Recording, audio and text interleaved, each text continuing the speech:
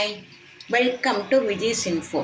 இன்றைக்கி நம்ம குஜராத்தி ஸ்பெஷல் ஃபஃப்டா கத்தியா செய்வோம். செம்ம டேஸ்ட்டாக இருக்கும். நம்ம தமிழ்நாட்டில் செய்கிற ஸ்நாக்ஸ் மாதிரி இது ஒரு ஸ்நாக்ஸு. நல்ல டேஸ்ட்டாக இருக்கும். ரொம்ப சிம்பிள் தான். இதுக்கு நம்ம ஒரு கப்பு கடலை மாவு எடுத்து வச்சுருக்கேன். ஒரு ஸ்பூன் ஆயில், ஓமம், ஜீரகம், மிளகை 1-2 நுணுக்கி வச்சுருக்கேன். தேவைக்கு உப்பு, கொஞ்சமாக ஆப்ப சோடா, தண்ணி, பொரிக்கிறதுக்கு எண்ணெய், இவ்வளோதான் நமக்கு தேவை. இதை நம்ம சிம்பிளாக செய்யலாம். நல்லா டேஸ்ட்டாக இருக்கும். இது செய்கிறதுக்கு நம்ம ஃபஸ்ட்டு இந்த கப்பு மாவு, கடலை மாவு எடுத்து இதில் போட்டுடலாம். மிளகுத்தூள் நல்லா 1-2 பொடி பண்ணி வச்சுருக்கேன். ரொம்ப பொடி ஆகாமல் இடித்து தான் வச்சுக்கணும். ரொம்ப பொடி ஆகிடக்கூடாது.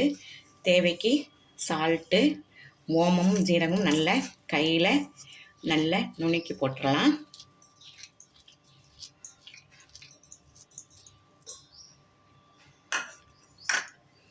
ஒரு பிஞ்சு ஆப்ப சோடா, கொஞ்சமாக தான்,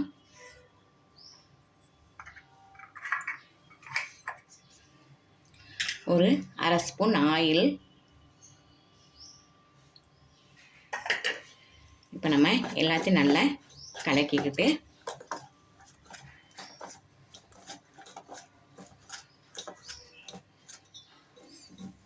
கொஞ்சம் கொஞ்சமாக தண்ணி போட்டு நல்ல காராச்சேவு பதத்துக்கு பிசைஞ்சுக்குவோம். ரொம்ப ஃபஸ்ட்டே தண்ணி ஊற்றாமல் கொஞ்சம் கொஞ்சமாக விட்டுக்கலாம்.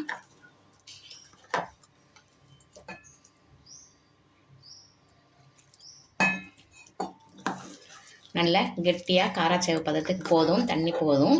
நல்லா கெட்டியாக காராச்சேவு பதத்துக்கு பிசைஞ்சுக்குவோம்.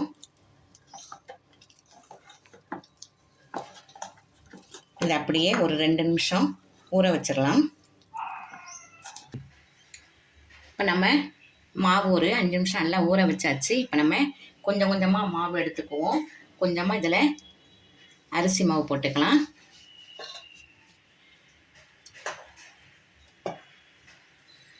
கொஞ்சமாக மாவு எடுத்து நல்லா ரோல் பண்ணிடலாம்.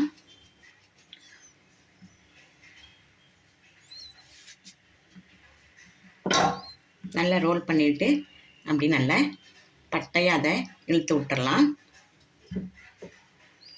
எவ்வளோ தூரம் நம்ம இழுக்க முடியுதோ அவ்வளோ இழுத்துடலாம்.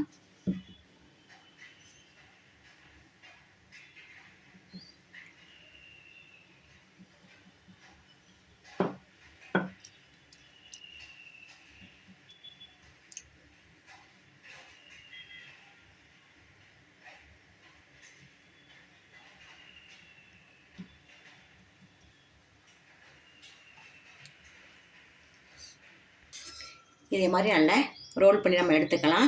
கடையில் பெருசு பெருசாக போட்டிருப்பாங்க. நம்ம வீட்டில் கொஞ்சமாக தான் ஆயில் போட போகிறோம். அதனால் சும்மா உங்களுக்கு எவ்வளோ அளவு வேணுமோ அந்த அளவில் நம்ம கட் பண்ணி வச்சுக்கிட்டு நம்ம பொரித்து எடுத்துடலாம். இப்போ நம்ம இதை பொரித்து எடுப்போம். இப்போ ஆயில் அடுப்பில் வச்சுருக்கேன். இதை நல்லா மீடியமாக வச்சுக்கேன். ரொம்ப ஹீட்டாக வேண்டாம், ரொம்ப மிதமான சூட்டில் நல்லா கரெக்டாக வச்சுக்கலாம். வச்சுக்கிட்டு இதை ஒன்று நம்ம பொரித்து எடுத்துடலாம்.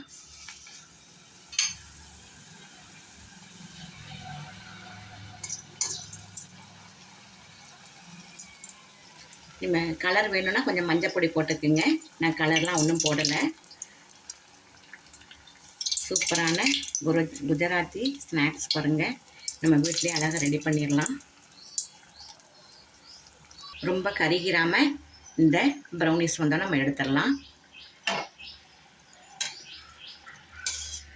நல்ல ஆயிலை மிதமாக வச்சுக்கோங்க. ரொம்ப ஹீட் ஆகிட வேண்டாம், சீக்கிரமாக கருகிரும்.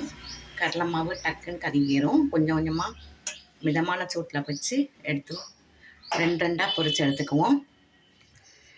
குஜராத்தி ஸ்நாக்ஸ் ஃபஃப்டா கத்தியா பாருங்கள், சூப்பராக ரெடி ஆகிடுச்சு. நம்ம வீட்டிலே அழகாக ரெடி பண்ணிடலாம். அவ்வளோ சாஃப்டாக இருக்கும் பாருங்கள். உடச்சோம்னா செம்மையாக இருக்கும், நல்ல சாஃப்டாக இருக்கும். இதுக்கு நம்ம சைட் டிஷ் அவங்க வச்சுருப்பாங்க. சில்லியை நல்ல உப்பும் வினிகரும் போட்டு ஒரு 5 மணி நேரம் நல்லா ஊற வச்சுருக்கேன் பாருங்கள். நல்லா ஊறி போயிருக்கு. இதுவும் ஒரு கடி கடிச்சிங்கன்னா செம்மையாக டேஸ்ட்டாக இருக்கும். ஸ்வீட்ஸு பக்கத்தில் வச்சுருக்கேன். இது மாதிரி காரமாக சாப்பிட்டு கொஞ்சம் ஸ்வீட்டும் சாப்பிட்டோம்னா ஈவினிங் ஸ்நாக்ஸ் சூப்பராக ரெடி ஆகிடுச்சோம். இதை நீங்கள் கட்டாயமாக செஞ்சு பாருங்கள். ரொம்ப சிம்பிள் தான்.